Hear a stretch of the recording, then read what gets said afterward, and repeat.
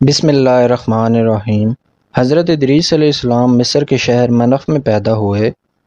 حضرت ادریس علیہ السلام نبی صلی اللہ علیہ وسلم کی سلسلہ نسب میں شامل ہیں۔ آدم اور شیث علیہ السلام کے بعد سب سے پہلے انہیں نبوت کا شرف حاصل ہوا۔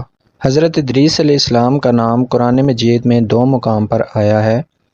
ارشاد باری تعالیٰ ہے، اور اے نبی اسماعیل، ادریس علیہ السلام اور ذوالکفل علیہ السلام کا ذکر کیجیے، یہ سب صابر لوگ تھے، ہم نے انہیں اپنی رحمت میں داخل فرمایا، بلا شبہ یہ نیک لوگ تھے۔ اور دوسرے مقام پر اللہ تعالیٰ نے یوں فرمایا، قرآن مجید میں ادریس علیہ السلام کا ذکر کیجیے، بلا شبہ وہ بھی نہایت سچے نبی تھے اور ہم نے ان کو اونچی جگہ اٹھا لیا تھا۔ اس آیت مبارکہ میں اللہ تعالیٰ نے ادریس علیہ السلام کی تعریف کرتے ہوئے انہیں نبی اور راست باز قرار دیا ہے۔ اللہ تعالیٰ نے ادریس علیہ السلام کی طرف وحی نازل فرمائی کہ میں آپ کے اعمال میں روزانہ تمام بنی آدم کے اعمال کے برابر اضافہ کروں گا۔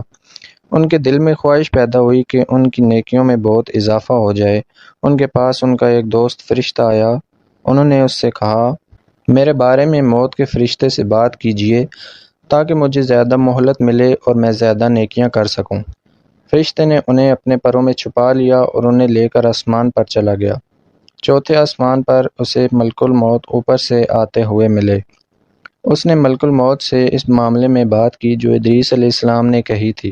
ملک الموت نے فرمایا، ادریس علیہ السلام ہیں کہاں؟ اس نے کہا، وہ میری پیٹھ پر ہیں۔ ملک الموت نے کہا، تعجب ہے، مجھے بھیجا گیا تھا اور حکم ہوا تھا کہ ادریس علیہ السلام کی روح چوتھے آسمان پر قبض کرو۔ میں دل میں کہہ رہا تھا وہ تو زمین پر ہیں، میں ان کی روح چوتھے آسمان پر کیسے قبض کروں؟ چنانچہ انہوں نے وہاں ان کی روح قبض کی۔ اللہ تعالیٰ کے اس ارشاد میں اسی طرف اشارہ ہے کہ ہم نے انہیں ایک بلند مقام پر اٹھایا۔ نبی کریم صلی اللہ علیہ وسلم جب معراج پر گئے تو دوران معراج آپ کی ملاقات چوتھے آسمان پر سیدنا ادریس علیہ السلام سے ہوئی تھی۔ ادریس علیہ السلام دنیا میں پہلے شخص ہیں جنہوں نے قلم ایجاد کیا تھا اور سب سے پہلے انہوں نے ہی قلم سے لکھا تھا۔ آپ نے ہی سب سے پہلے سوئی ایجاد کی اور کپڑے سلائی کیے۔ اس سے پہلے لوگ جانوروں کی کھالیں پہنتے تھے۔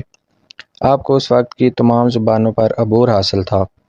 آپ کی پیدائش کے وقت آدم علیہ السلام زندہ تھے اور آدم علیہ السلام کی وفات کے وقت آپ کی عمر 308 سال تھی۔ سیدنا ادریس علیہ السلام نے اپنی قوم کو بتایا تھا، میری طرح اس عالم دنیا میں دینی اور دنیاوی اصلاح کے لیے بہت سے انبیاء آئیں گے۔ ان کی نمایاں خصوصیات یہ ہوں گی، وہ ہر بری بات سے پاک ہوں گے، انسانی فضائل میں کامل ہوں گے، ان کی دعائیں قبول ہوں گی، ان کی تعلیم کا مقصد کائنات کی اصلاح ہوگا۔ آپ نے سب سے پہلے طوفان کی اطلاع دے کر انسانوں کو ڈرایا تھا۔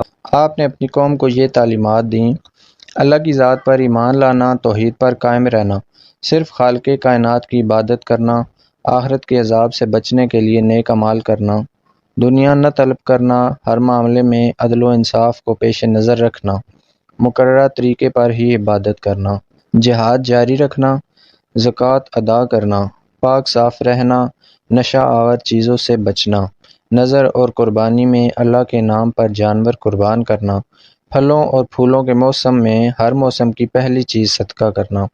آپ نے اپنی قوم کو یہ نصیحتیں فرمائیں، جہالت کے قریب بھی نہ جاؤ ورنہ علم میں کمال حاصل نہیں کر سکو گے۔ اللہ کی یاد اور نیک عمل کے لیے اخلاص ضروری ہے۔ جھوٹی قسمیں نہ کھاؤ، نہ دوسروں کو قسمیں کھانے پر آمادہ کرو۔ اپنے بڑوں کا ادب کرو، اللہ کی تعریف میں ہر وقت زبان کو تر رکھو۔ دوسروں کو عیش و آرام میں دیکھ کر حسد نہ کرو۔ اللہ تعالیٰ کی نعمتوں کا شکر انسان کی طاقت سے باہر ہے۔ جو زندگی کی ضروریات زیادہ طلب کرتا ہے وہ کبھی قناعت نہیں کر سکتا۔ اللہ پاک ہم سب کو عمل کرنے کی توفیق عطا فرمائے، آمین ثم آمین۔